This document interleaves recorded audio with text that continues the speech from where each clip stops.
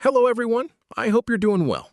Today, I'm going to show you how to generate and e-sign documents using Zenphi Forms. Here, you can see a master services agreement. You can also see the flow that we're going to use. As you can see, we have placeholders for first name, email address, and company name.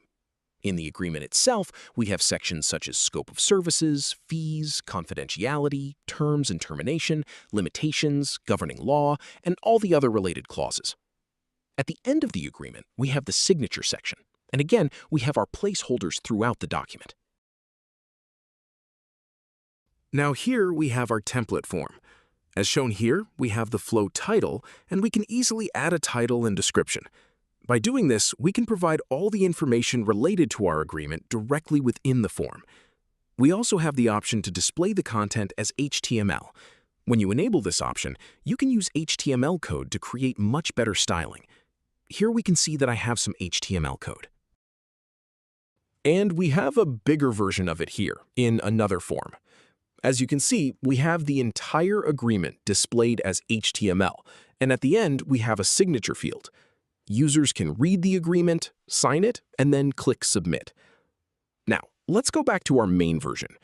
Here we have first name, last name, and email address, and as you can see, all of them are configured as short text fields. For the email field, I added response validation and specified that it must be a valid email address. Then I added the company name field and the eSignature field.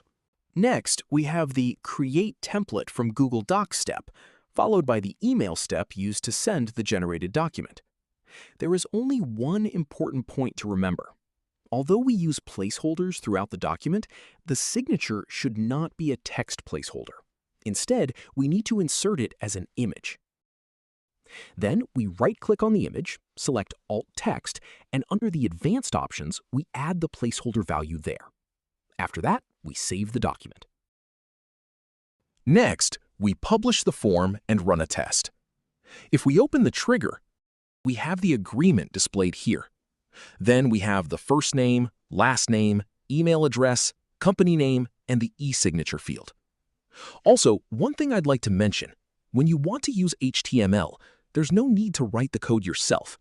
You can simply paste your text into an AI tool, such as Gemini, and ask it, "This is my text, please convert it into HTML."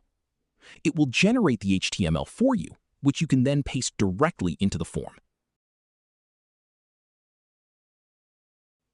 After filling in the company name and e-signature, we click Submit. Let's wait for the email. As you can see, we received the email, and when we open the generated document, all the placeholders have been mapped correctly, including the signature. And that's it.